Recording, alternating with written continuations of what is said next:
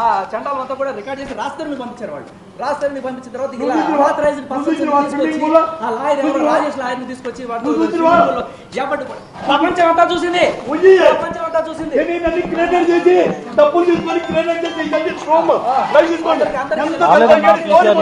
చేస్తే కూడా లిఫ్ట్ చేయట్లేదు. ఓకే ఓకే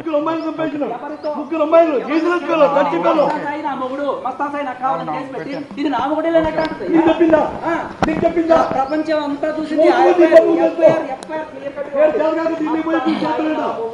నాకు కావాలి అని చెప్పి కేసు పెట్టి మూసుకొని నీ పనులు చేసుకో.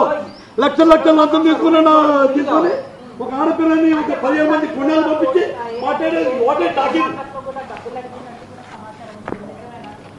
నాకు తెలుస్తున్న సమాచారం ఏంటంటే మస్తాన్ సాయి ములాఖతులు ఇప్పుడు కనడం తెలియదు. ఎందుకు వెళ్ళాలి?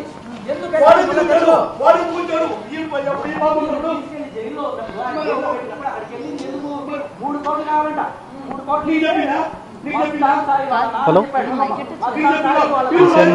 హలో అన్న అన్న పీసీఆర్ నుంచి కాల్ వస్తుంది అన్నారు అన్న, అందుకే వెయిట్ చేస్తున్నా. లైవ్ తీసుకుంటా.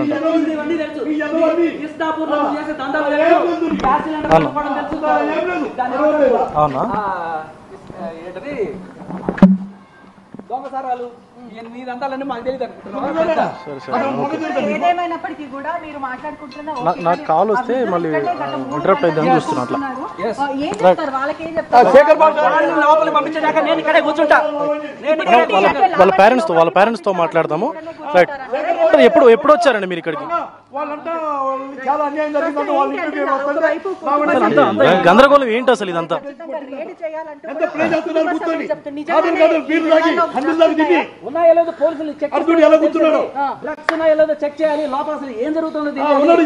వాళ్ళ పేరెంట్స్ కూడా ఏం మాట్లాడలేని సిచ్యువేషన్ లో తీవ్ర భావోద్వేగానికి అయితే గురవుతా ఉన్నారు. వాళ్ళ తండ్రి గారిని అడిగి తెలుసుకునేటువంటి ప్రయత్నం చేద్దాం. ఎందుకు అసలు మీరు ఆ జనాన్ని తీసుకొచ్చినట్టుగా చెప్తా ఉన్నారు ఇక్కడ వీళ్ళందరూ కూడా లావణ్య కానీ వాళ్ళ ఫాదర్ కూడా చెప్తున్నటువంటి పరిస్థితి ఉంది కదా. సార్ నేను మాట్లాడుతున్నప్పుడు మళ్ళీ ఆయన మధ్యలో దూస్తారేమో, ఆయన రానివ్వకుండా చూడండి. రాస్తారు కష్టపడి సంపాదించి కట్టుకుని మొదట్లో ఒక 3 years రిలేషన్ లో ఉన్నమాట వాస్తవం. ఆ తర్వాత అంతా కూడా వాళ్ళ రిలేషన్ లో లేరు. కాకపోతే ఒకే రూఫ్ లో పైన రాస్తారను కిందేమో తను వేరే వేరే రూమ్స్. ఇది 3 years తర్వాత మొత్తం పీరియడ్ అంతా కూడా అదే. వీళ్ళిద్దరు కలిసి అయితే లేరు, వీళ్ళిద్దరి మధ్య రిలేషన్ అయితే లేదు.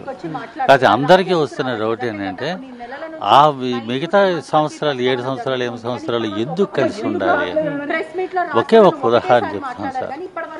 మొన్న ఈ ఇష్యూ వచ్చేటప్పటికి ఎంత రభస జరిగిందో మీ అందరూ చూశారు, ప్రతి ఒక్కరికి తెలుసు.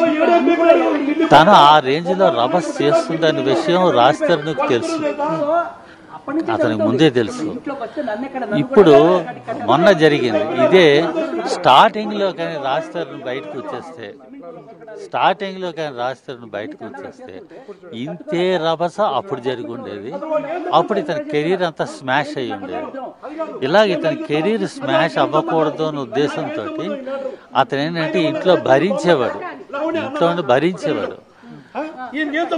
అయితే ఆ భరిస్తూ ఎలా బయటికి వెళ్తే ఎక్కడ కెరీర్ పోతుంది. తర్వాత కొన్నాళ్ళకి తన డ్రగ్స్ లో ఎప్పుడైతే ఇన్వాల్వ్ అయిందో ఆ డ్రగ్స్ తాలూకు ఇంపాక్ట్ తన మీదకి ఎక్కడ వస్తుందని భయంతో అతను ఇంట్లోంచి వెళ్ళిపోయాడు.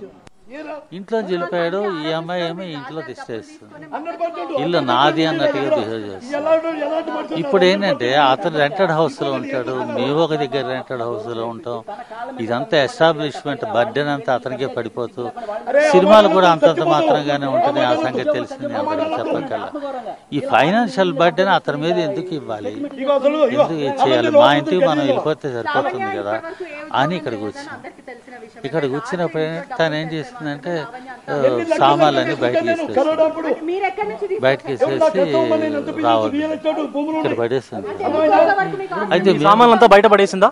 బయట పడేసింది. ఇక్కడికి విసిరేసి సెక్యూరిటీ అని చెప్పి ఆ కమ్యూనిటీ గేట్ అవతల పడేయమని చెప్పి, అంటే సెక్యూరిటీ తన దెబ్బలాడి అలా కాదు నేను ఇక్కడ పెట్టమ్మా అని చెప్పి ఇక్కడ పెట్టి ఇక్కడ కూర్చున్నాను, ఈ చైర్లో కూర్చున్నాను. అయితే మాతో పాటు ఒక కేర్ టేకర్స్ అని మా హెల్ప్ కోసం తీసుకొచ్చాం.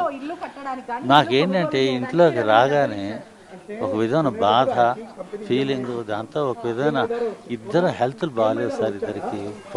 ఈ 10 years పీరియడ్లో మా సొంత ఇంటికి మేము వెళ్ళలేకపోతున్నాము అనే ఒక బాధతోటి కుమిలిపోయాం. ఈ 10 years మేము కుమిలిన బాధ ఇంత అంత బాగా కుమిలిపోయి మొత్తం హెల్త్ అంతా డిస్టర్బ్ అయిపోయింది. షుగరు, బీపీ, థైరాయిడ్, ఇప్పుడు హార్ట్ పేషెంట్ అన్నీ దాంతో మేము సగలుతున్నాం. ఆఖరికి ఇవన్నీ ఎందుకు ఇక్కడ ఈ డ్రామాలో ఫీల్ అయిపోయి ఆ కుర్చీలో సోఫాలో కూర్చొని డల్ అయిపోయాం. ఇద్దరు మైండ్ అంతా కూడా బ్లాంక్ అయిపోయాం. మరి ఈ హడావిడి ఏమైందో నాకేం తెలియదు మా ఇద్దరికి. అది పరిస్థితి. వాళ్ళ ఫాదర్ లావణ్య వాళ్ళ ఫాదర్ కూడా ఆయన ఆరోపిస్తా ఉన్నారు, మీరు జనాలు తీసుకొచ్చి కొంతమందిని తీసుకొచ్చి తన మీద దాడి చేశారని చెప్తా ఉన్నారు కదా. అదే చెప్తున్నాను, మేము లోపల సోఫాలో కూర్చునేటప్పటికి మా పరిస్థితి చాలా దారుణంగా ఉంది. చెప్పాను, ఈ హెల్త్ బాగాలేదు, వచ్చి బాధ, ఈ ఇంటికి రావడం అంటే మా ఇంట్లోకి మేము బలవంతంగా రావడం అన్న బాధతోటి మేము సోఫాలో కూర్చుని పోయి అసలు కంప్లీట్ బ్లాంక్ మైండ్ డల్ అయిపోయాం. సోఫాలో ఆల్మోస్ట్ కుప్పగోలిపోయినట్టు కూర్చున్నాం ఇద్దరం. ఒకళ్ళు బాధ వచ్చేస్తుంది, ఏడుపు వచ్చేస్తుంది, ఏంటి సరదాగా రాకుండా ఏంటి ఇలా వచ్చాం. దీంట్లో మాకేమీ అసలు ఏం జరిగిందో అనేది ఆ క్షణం నాకేమో తెలియదు. ఇప్పుడు అంటున్నారు ఇలా జరిగింది మరి నాకు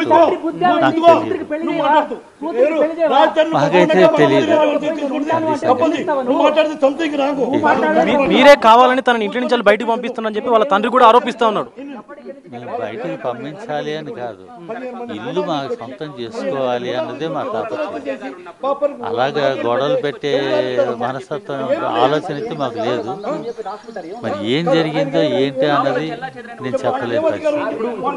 ఈ ఇంట్లో కొన్ని అసాంఘిక కార్యకలాపాలు జరుగుతున్నాయని చెప్పేసి ఇక్కడ అసోసియేషన్ నుంచి కూడా రాజ్ తరుణ్కి లెటర్ రాసినట్టుగా కూడా చెప్తాను. ఫైనల్ వార్నింగ్ గా కూడా చెప్పినటువంటి సిచ్యువేషన్ నిజమేనది. ఇక్కడ అసాంఘిక కార్యక్రమాలు చాలా జరుగుతున్నాయి. ఎన్ని అసాంఘిక కార్యక్రమాలు ఎన్ని అంటే అన్నీ జరుగుతాయి. ఈ అందులో రాష్ట్రాన్ని ఇల్లు అని పేరుతోటి ఇందులో అసాంఘిక కార్యక్రమాలు జరుగుతాయని ఎంత బాధ ఉంటుంది సార్ మనుషులు. అది యాక్చువల్గా అయితే నాకు కావాల్సింది, నేను కోరుకునేది ఇల్లు కూడా సెట్ చేసి పోలీసులు అవన్నీ కూడా చూడాలి, ఓకే చేయాలి. అది కూడా చేయడం అనేది చాలా మంచిది. ఇంట్లో జరుగుతున్నాయి, డ్రగ్స్ జరుగుతున్నాయి. ఇంకా ఇంత జరుగుతున్నా కూడా ఎందుకు రాజు ఎందుకు స్పందించడం లేదు? మరి ఏం చేస్తాడు సార్, ఏం చేయగలరు? తను బిజీగా మళ్ళీ రివర్స్ చేసుకుంటాడా, మళ్ళీ కెరీర్ డిస్టర్బ్ చేసుకుంటాడా? అదేంటంటే తన కెరీర్ దృష్టిలో ఉంటుంది. ఆ కెరీర్ లేకపోతే ఇంకేం చేయలేడు. ఆ కెరీర్ కోసం తాపత్రయపడతాడు, ఆలోచిస్తున్నాడు. ఇప్పుడు మేమేంటంటే ఇలా కాదని చెప్పి ఒక డెసిషన్ తీసుకుని వద్దామని చెప్పి వస్తే మాకు ఈ శాస్త్రం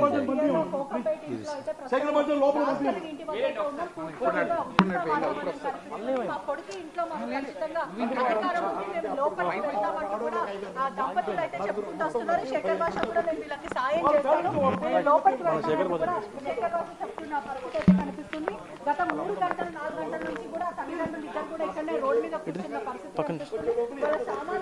రైట్, రాజ్ తరుణ్ కు వాళ్ళకి సంబంధించినటువంటి Raj Tarun father and mother గత 2 నుంచి 3:30 గంటల వరకు నుంచి కూడా ఇక్కడనే ఉన్నారు. సో బయటికి అయితే గెంటేసినట్టుగా కూడా చెప్తా ఉన్నారు. రాజ్ తరుణ్ వాళ్ళ అమ్మా నాన్న లావణ్య కూడా వాళ్ళిద్దరిని బయటికి గెంటేసింది, వాళ్ళ సామాన్లన్నీ కూడా బయట పడేసింది అంటూ కూడా చెప్తున్నటువంటి పరిస్థితి ఉంది. వాళ్ళ తల్లిగారితో